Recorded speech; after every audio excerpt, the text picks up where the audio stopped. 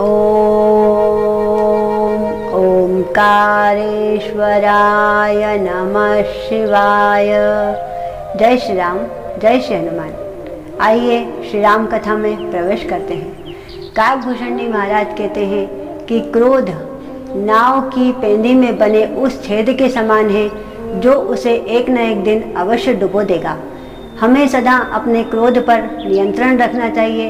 यदि हम उत्तेजना में आकर क्रोध करते हैं तो हमारे बने बनाए काम बिगड़ जाते हैं। विभीषण जी श्री राम प्रभु को लंका का अवलोकन करते हुए संपूर्ण जानकारी देते हुए बताते हैं कि प्रभु यह लंका नगरी है।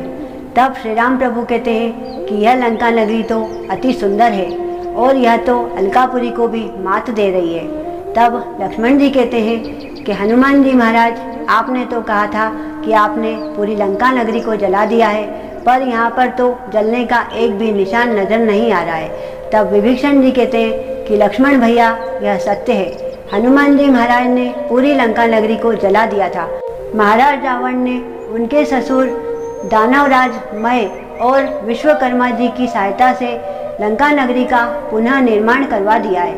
तब लक्ष्मण जी कहते हैं कि अभी तो कुछ ही दिन हुए हैं, इतनी शीघ्रता से पुनः निर्माण किस प्रकार हो सकता है। तब विभीषण जी कहते हैं कि लक्ष्मण भैया, यह माया नगरी है, यहाँ पर कुछ भी हो सकता है।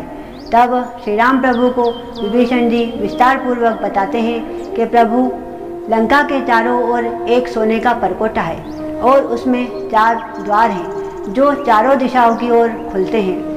लंका के चारों ओर बड़ी बड़ी खाइयाँ हैं जिसमें मगरमच्छ पले हुए हैं और उन खाइयों को कोई भी सरलता से पार नहीं कर सकता है। रावण ने यह सुरक्षा इसीलिए की है कि उसकी लंका में कोई प्रवेश ना कर सके। लंका के द्वार पर बड़े बड़े यंत्र लगे हुए हैं और उन पर रात और दिन सेनाएं तैनात रहती हैं। यह द्वार कहीं आने और जाने के लिए ही खोले जाते हैं, वरना यह सदा बंद रहते हैं। लंका के बीचों बीच एक ऐसा स्थान है जहाँ से रावण अपनी लंका नगरी की पूरी गतिविधियों का निरीक्षण करता है और वह उनका ध्यान रखता है। यह लंका नगरी त्रिकूट पर्वत पर बसी हुई है। 3 पर्वत हैं, एक सुबेल पर्वत है, दूसरा नील पर्वत है और तीसरा सुंदर पर्वत है। इन तीनों पर्वतों को मिलाकर यह त्रिकूट पर्वत कहलाता है। प्रभु, त्रिकूट पर्वत पे जो सुबेल पर्वत है वहाँ पर मैदान है और जो नील पर्वत है वहाँ पर महाराज रावण का स्वर्ण भवन बना हुआ है और सुंदर पर्वत पर अशोक वाटिका है और वहीं पर सीता माता विराजमान है। यह नगरी भोलेनाथ की कृपा से बनी है, पर रावण ने इसे छल से प्राप्त किया है। अब महाराज विभीषण आगे और बताते हुए कहते हैं कि प्रभु, मैंने अपने 5 गुप्तचरों को लंका नगरी में भेज दिया है और वह वहाँ की सभी प्रकार की जानकारियाँ हमें देते रहेंगे कि रावण किस प्रकार के युद्ध नियम बना रहा है। तब श्री राम प्रभु की नज़र सामने पर्वत पर पड़ती है। तब वह विभीषण जी से पूछते हैं कि यह कौन है।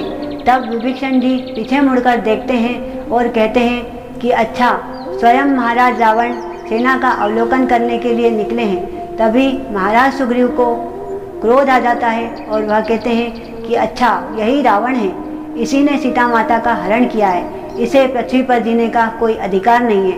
इस प्रकार क्रोध में आकर वह उड़कर जाते हैं और रावण के ऊपर आक्रमण कर देते हैं।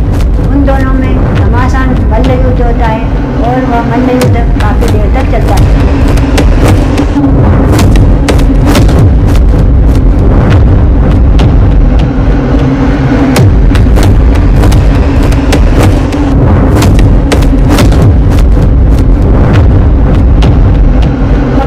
रावण अपनी मायावी शक्ति से उड़कर दूर चला जाता है और हंसने लगता है।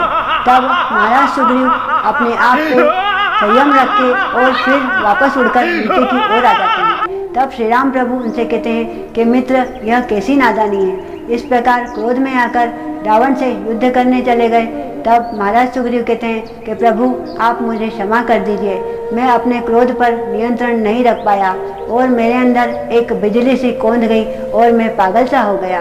तब श्री राम प्रभु कहते हैं कि मित्र, अब ऐसी गलती दोबारा मत करना। तब श्री राम प्रभु कहते हैं कि यदि महाराज जी पराजित हो जाएंगे तो हम युद्ध जीतने से पहले ही हार जाएंगे। इसलिए अब ध्यान रखना और अपने क्रोध को संयमित रखना। श्री राम प्रभु इस प्रकार महाराज सुग्रीव को समझाते हैं। बोलिए श्री रामचंद्र भगवान की जय, हनुमान जी महाराज की जय। जय श्री राम।